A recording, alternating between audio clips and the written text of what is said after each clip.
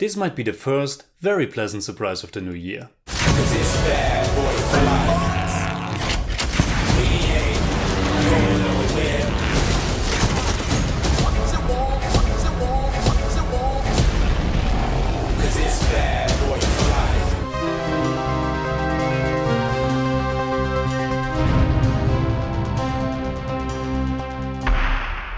Servus Freunde, my name is Jimmy Cage and of course we are beginning the New Year's in movies with a nostalgic trip down memory lane. 17 years after Bad Boys 2, Will Smith and Martin Lawrence, now both in their 50s, return for one last time. One last time?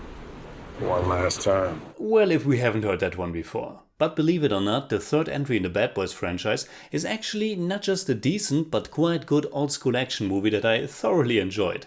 It's the first one not directed by Michael Bay, the master of explosions. Instead, it was directed by the Belgian duo Adil Arbi and Bilall Fallah. And they turned out to be the right guys for the job by continuing the previous style and also adding some little flavors of their own. For a long time it was Joe Carnahan attached to the job, the director of The A-Team and The Grey, and his name is still credited as co-screenwriter. Now, I have to admit that it's at least 15 years since I last saw Bad Boys and Bad Boys 2, but I vividly remember that I always had a very strange admiration for especially the second film. I always thought it was one of the most ludicrous, maybe most contemptuous and obscene big mainstream action movies that ever came out of Hollywood. In comparison, the first one was super low-key. It was Michael Bay's directorial debut and also the film that introduced Will Smith and Martin Lawrence as leading men on the big screen. It was 2 hours long and it cost $19 million at the time. Now the second film's runtime was 2.5 hours and it cost $130 million. That's almost 7 times the budget of the first. 130 million is a lot of money in today's day and age, but back in 2003 it was pretty bonkers and almost each and every shot in that movie looked like they were throwing money everywhere. In an early action scene, our two Miami detectives are bombarded with dozens of cars on a highway and even a boat is coming flying at them. And those vehicles weren't CGI. It's nuts, and I think that level of mayhem really drew me to it back in the days. And of course the chemistry between Will Smith and Martin Lawrence was always fantastic.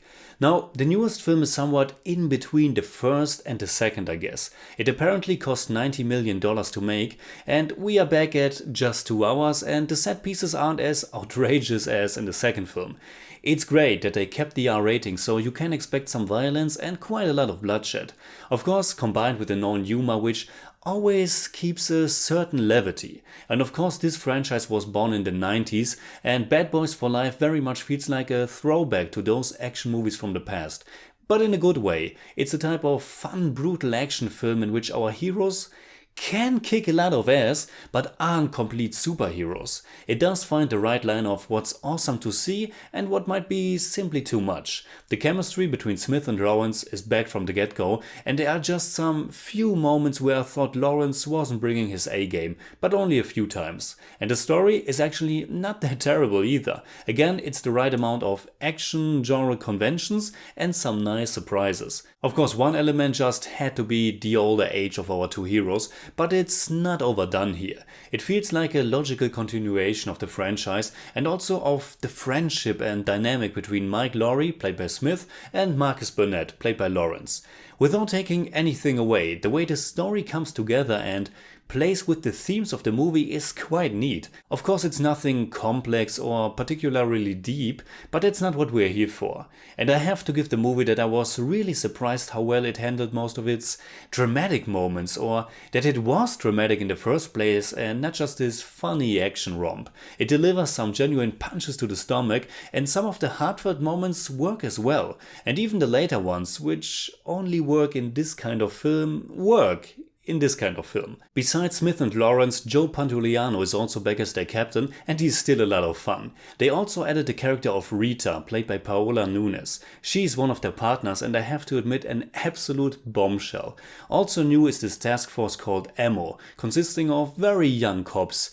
Of course the joke is the generation gap and the different ways of handling business, and this could have easily be rather annoying. But they play with it, don't exaggerate too much, for example with some crazy new toys they have, and even undermine some expectations, and therefore they are actually a good addition overall. Now, as far as the action goes, or actually the whole movie, it's nothing you haven't seen anywhere before, but it is done with flair and just good craftsmanship. It's not a total editing rush that hides the fact that our protagonists aren't the youngest anymore.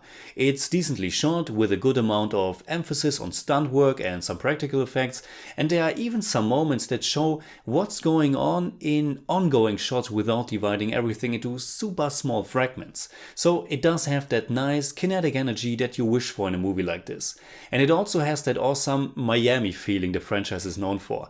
Not all of the comedy works, but when it does, it creates some laugh out loud moments. Especially a scene in an airplane really got me. So what should I say? I'm really surprised how much I enjoyed Bad Boys for Life. Is it a groundbreaking action comedy in any regards? Absolutely not. But it delivers on what it promised, and if you know what kind of movie you are in for, I think you get exactly what you wish for. So in German I'd say, Bad Boys for Life ist eine echt vergnügliche, klassische Buddy-Cop Actionkomödie geworden. Die Chemie ist noch immer da, die Geschichte passt ebenfalls und unterhaltsam gefilmt und erzählt ist das Ganze auch. I give Bad Boys for Life 7 out of 10. It's more like 7.4, but I don't do that. Never. Y'all will never do that again. 'Cause it's Bad Boys for Life. Alright, that's it like always. Comment below and let me know what you think about Bad Boys for Life. You can hit me up on Twitter, Instagram and Letterboxd simply at TheJimmyCage. And you can also support us now on our newly launched Patreon account at patreon.com/TheJimmyCage and get some extra content and more ways to participate. And if you enjoyed this episode, please give us a thumbs up, share, subscribe, whatever you like. And make sure you hit that bell for all we have to tell.